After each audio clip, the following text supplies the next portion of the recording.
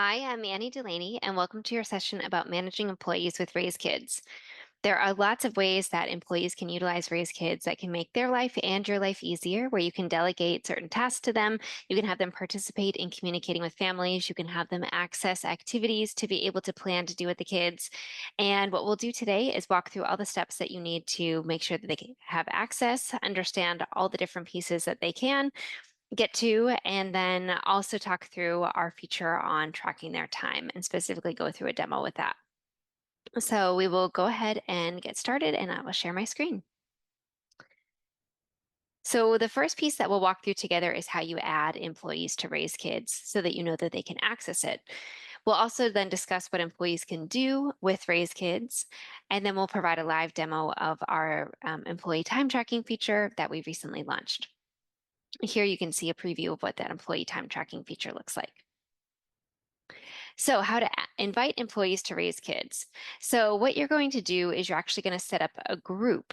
So, the group is sort of functioning like a classroom. What it really is a group of children and then people associated with that. So, whether it's you, whether it's people who work for you, being able to access that group themselves. So, that is one way of being able to quickly invite employees to certain children's accounts instead of having to add them to each individual family.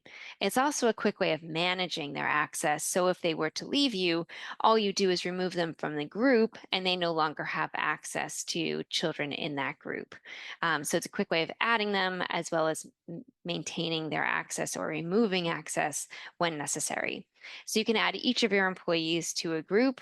Generally, what we find is that with most programs, they are fine with just one group. There's not really distinct enough rooms for them to be in. But if you did have a program that has multiple rooms, you would set up multiple groups, one for each room, and then add employees and children to those groups who are in those rooms or who need access to the children in those rooms.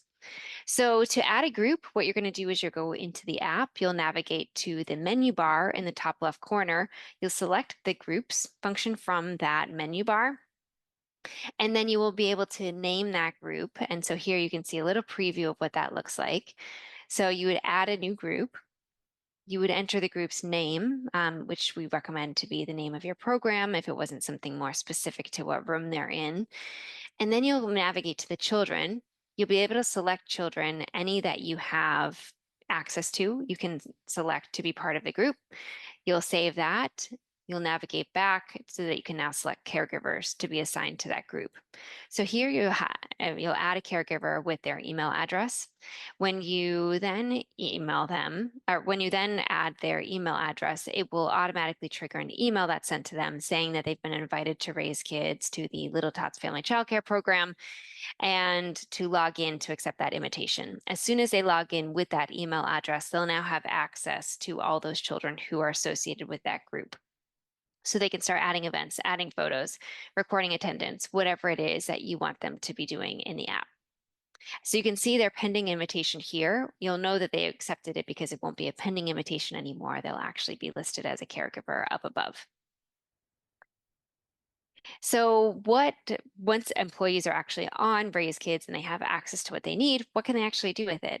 They can add events for the children that they have access to. They can add photos or videos. They can access those scheduled events that you've set up for the group to make sure that they're aware of any special events that you have coming up, any vacation days, any sort of important dates to keep in mind. They can record attendance for children. They can access the activities. So they can plan activities if you would like them to, or they can follow along with what you've planned for them to do. And then they can record their time worked, which is a relatively new function that we've introduced to the app. So similar to the check-in, check-out feature for children, it's a similar clock in, clock out that we have for the adults, the employees that you have working in your program. So if an employee leaves your program and no longer needs access, simply delete them from the group and they no longer have access to that. So it's, again, a really quick way of managing their access to the children in the group. So our new feature about how to record employee time.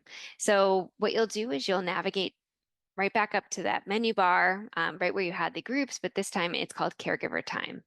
And when you navigate in here, you'll notice if you've used the attendance feature, it actually functions very similar to that. So all of your records of past clock in, clock out time records or ongoing ones will be listed here. And so you'll go ahead and press add a record, and then you'll select a group or a family to assign your time to. Oftentimes in your programs, you're going to be assigning it to a group, unless your program really consists of just caring for one family and you don't have a group, you would just assign your time to that family to track your time. And you would then, it automatically defaults to the current date and time. You can adjust those. You can also process the clock out at the same time, but oftentimes most people are clocking in and then clocking out separately. But you can toggle that button on if you'd also like to record a clock out time.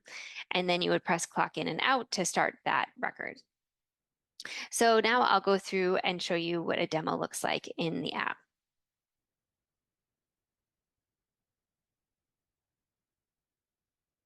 So here we are in the app, and we're going to navigate to that top left corner bar and menu bar, and we'll go to caregiver time. And here we'll go ahead and we'll see all the records that have been recorded, but we'll add a record ourselves. So here we'll select the groups or families. So we have access to many families. We've set them all up here. They're as part of our program, and then the groups that we have access to. So we'll go ahead and record the time for the Blooms and Flowers program, and we'll record this for, let's say it was today, and we are clocking in at 8:50 a.m. this morning. So we'll go ahead and process that clock in time. And then when we want to clock out, we just go ahead and press the clock out button. So say you're navigating back to this at the time that the employees finished working, they would go to the menu bar, caregiver time, they would see that they're still clocked in and they can clock out. It will automatically record the time that they actually process that, and they actually clicked that button, but they can go into the record and press the edit button in the case that they forgot to check out at the appropriate time and they need to go back and fix that record. So they actually clocked out at 4:50. We can save changes, and here you'll see it will also show who processed that clock in, clock out, which in this case, it's the person at the demo account, and they're clocking in time for themselves. And so here you'll see that it is recorded for each of the days that we've had. Now, if you need to then figure out how much you owe them for the week, how many hours they have worked for a specific week, month, whatever time period it is, you'll go up to this filter button here. So you can filter that. You can select from the caregivers who you have access to. And here you would then select, for instance, this one only has one. We'll select ourselves. We'll also select what group that time applies to.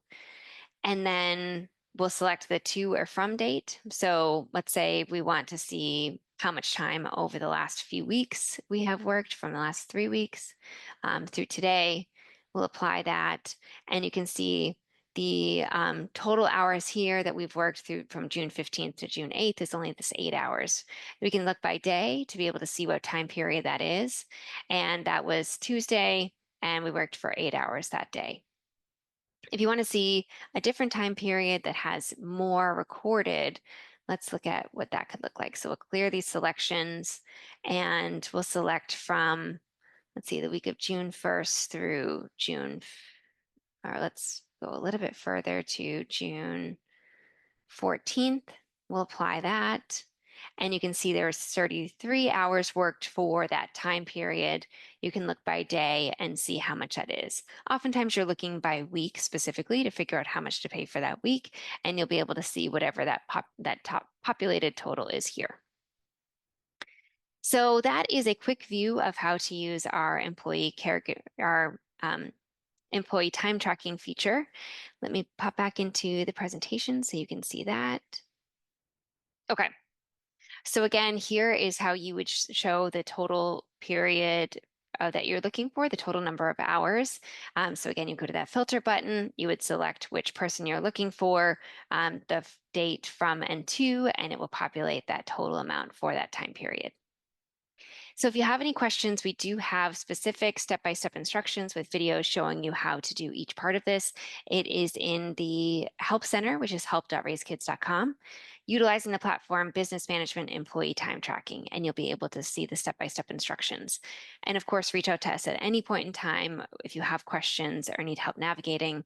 We have our email address, support@raisekids.com, as well as our phone number, which you can call or text, and a chat function within the Help Center.